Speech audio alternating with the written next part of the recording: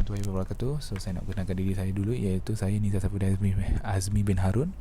So topik kali ini kami akan kumpulan kami akan terangkan introduction to the first law of thermodynamics. So dalam konten topik kami ada 7 konten. Yang pertama ialah the first law of thermodynamics, yang kedua ialah thermodynamic system, nombor 3 ialah statement, 4 description with formula, 5 significance, nombor 6 application, dan 7 conclusion. So saya akan terangkan the first law of thermodynamics dan thermodynamic system. So the first law of thermodynamics the first law of thermodynamics ialah bahasa daripada tenaga haba. Tenaga asal lah, iaitu tenaga haba, dan dia tak boleh dicipta ataupun tak boleh dimusnahkan. Seperti gambar raja tersebut, the first law of thermodynamics, energy transformation dan energy before dan selepas tu telah berubah, dia tetap akan jadi tenaga yang sama je lah, habanya. Seperti contoh, kalau daripada kat rumah kita contohkan periuk nasi, tenaga yang masuk daripada periuk nasi tu tetap sama, tapi bila kita dah panaskan dalam dia, so nasi akan masak lah. Walaupun nasi berubah, tapi tenaga dia masih sama juga. Macam tu juga lah. So dia berubah lah, tenaga tetap sama, panasnya semua. Dan okey, seterusnya adalah thermodynamic system. So saya baca dulu baru saya terangkan. Thermodynamic system is the material and radioactive content of macroscopic volume in space that can be articulated, described by thermodynamic state variables such as temperature, entropy, energy and pressure. Contohnya kalau daripada gambar kopi ni, walaupun dia telah tenaga dia tak sama, dia ada heat transfer dan mass jisim, maksudnya mass transfer. Walaupun dia panas, dia kalau open system ni jenis contoh kalau benda tu terbuka, so haba tu tak keluar dan transfer jisim pun akan keluar juga, so sekeliling akan jadi panas lah. So kalau daripada closed system ni, kita dah tutup tempat tu, memang menghasilkan transfer tenaga panas tu masih ada, tapi dia cuma transfer je, so jisim tu tak terabur lah, semua panas itu je lah. Kalau daripada solid system ni, dia cuma terkedap kat situ lah, panas dan jisim terkandung. So bila kalau diasingkan pun, bawah tu air, contoh kalau daripada air tu, bawah air, atas dia panas macam tu lah. So haba kat atas panas. So itulah daripada saya. Terima kasih. Assalamualaikum doktor, nama saya Muhammad Fadli bin Mudin, dan saya akan membentangkan poin yang seterusnya. Poin yang seterusnya adalah statement of the first law of the thermodynamics. Yang pertama ialah conservation of energy. Maksud conservation of energy ya doktor, adalah maksudnya ni satu energi ni dia akan berkumpul untuk macam bateri lah begitu kan. Dia akan kumpul tu energi. Dan seterusnya, energy can neither be created nor destroyed, but it can change form. Maksud dia di sini, tenaga boleh diperbaharui ataupun dilupuskan, tetapi tenaga boleh berubah sifat. Macam tak tahu lah. Okay. Seterusnya poin yang ketiga pula, total amount of energy in a closed system remains constant. Maksudnya di sini jumlah tenaga dalam sistem yang tertutup. Ya, macam poin sebelum ni ada gambaran macam termos. Termos tu kalau macam tenaga tu simpan dalam tu dan tempat tu tertutup, dan dia akan constant lah dia punya energi dalam dia. Okey, poin seterusnya adalah dia punya formula. Jadi di sini doktor boleh nampak first, change in internal energy equals to heat added to the system minus work done by the system. Ini formula dia untuk mencari change in internal energy lah begitu. Okay, seterusnya significance. The total amount of energy in the world is constant. Maksud dia di sini, setiap tenaga dalam dunia begitu, dia sama je lah, dia sama begitu, dia tiada tiada berubah lah, dia tetap constant. Lepas tu, it is impossible to get more energy out of a system than is put into it. Maksud dia di sini, dia susah untuk mendapatkan energi untuk keluar daripada sistem daripada untuk meletak dia balik. Macam begitulah. seterusnya you can get energy from nothing. Macam biasa lah, macam bateri. Kalau bateri tu sudah tiada energi, kalau kasih biar je memang tak tercas lah energi dia. Jadi kita perlukan satu bahan lah, kira dia punya charger, untuk dapatkan energi dia balik. Okay, setakat itu ya saya punya poin. Saya akan paskan poin seterusnya kepada rakan saya. Assalamualaikum warahmatullahi wabarakatuh. My name is Muhammad Arifan Mukhtar and I will continue the next part, which is significance. The total amount of energy in the world is constant. It is impossible to get more energy out of system than is put into it. You can't get energy for nothing. And next,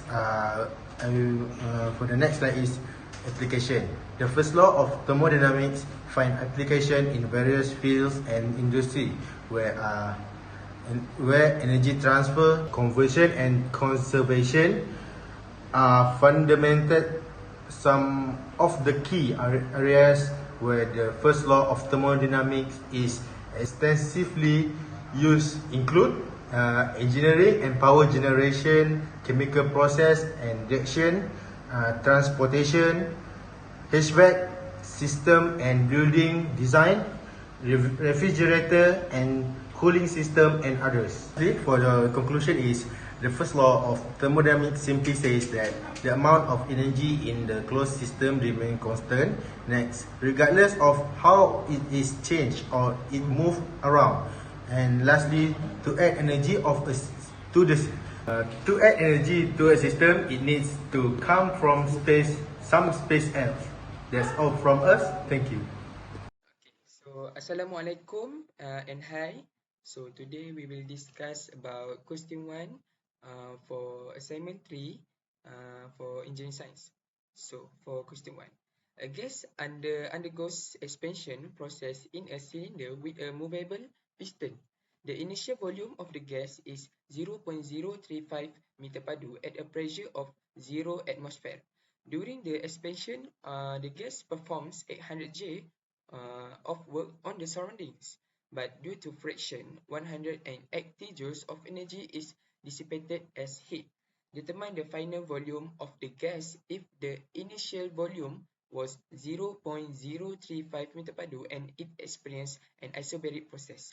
So for the answer, the first law of thermodynamics states that the change in internal energy of a system delta U is equal to the heat added to the system Q minus the work done by the system W. So this is the formula. So delta U equal to Q minus W. For an isobaric process, constant pressure, the work done by W by the gas is given by the equation W equal to P delta volume. P is equal to pressure. So where P is the pressure and delta volume is the change in volume. Given initial volume, V volume initial equal to 0.035 meter padu. Pressure P equal to 3 atm. Work done by the gas W is equal to 800 J or 800 joules. Energy dissipated as heat Q loss is equal to 180 J. First, calculate the change in internal energy delta U considering the energy loss due to friction. So the formula is delta U equal to Q minus W. So delta U equal to 800 J minus 180 J.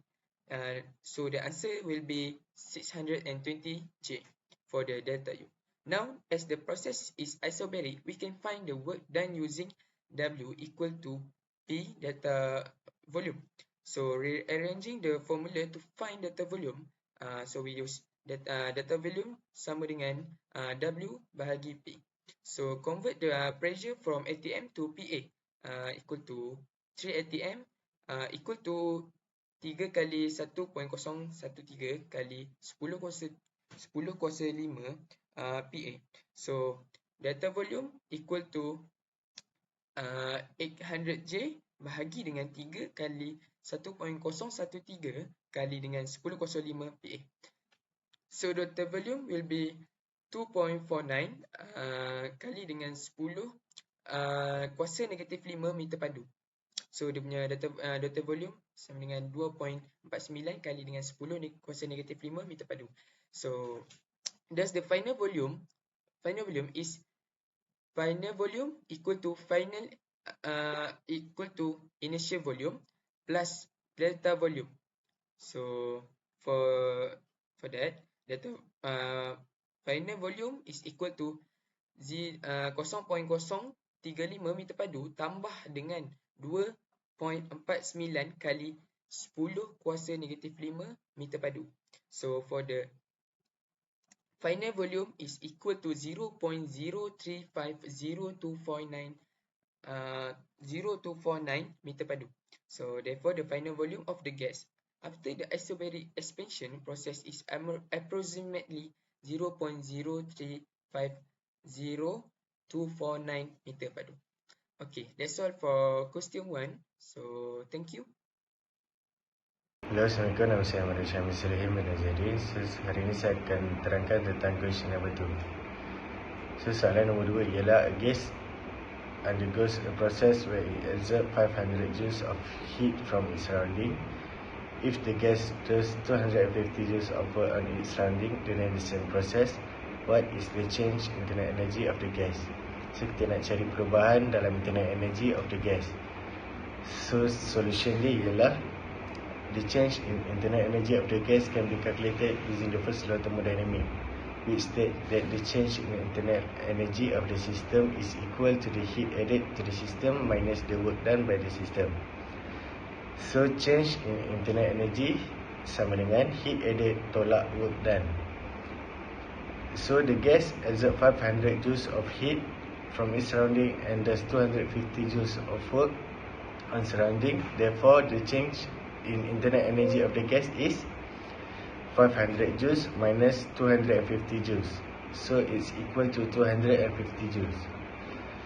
So the change in the internal energy of the gas is 250 joules.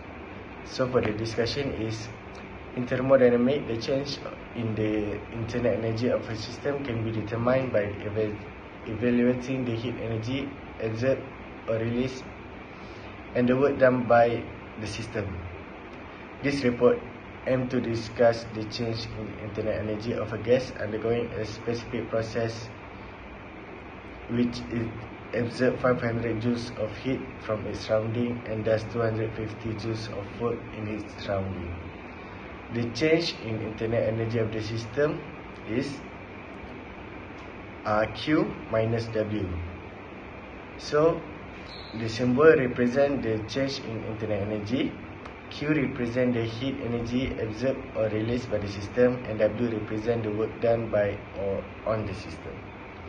In this case, the gas absorbs 500 joules of heat from its surroundings, so Q equals to 500 joules, and the gas does 250 joules of work on its surroundings, so W equals to negative 250 joules. We can calculate the change in internal energy of the gas equals to 500 joules minus 250 joules, negative 250 joules. So 500 joules plus 250 joules, so we got 750 joules. So the conclusion is the gas undergoing the process which exerts 500 joules of heat from its surrounding and does 250 joules of work in its surrounding experiences a change in internal energy of 750 joules. This can be calculated using the equation of internal energy equals to Q minus W, where the symbol represent the change in internal energy, Q represent the heat, and W represent the work done by or on the system. So, thank you.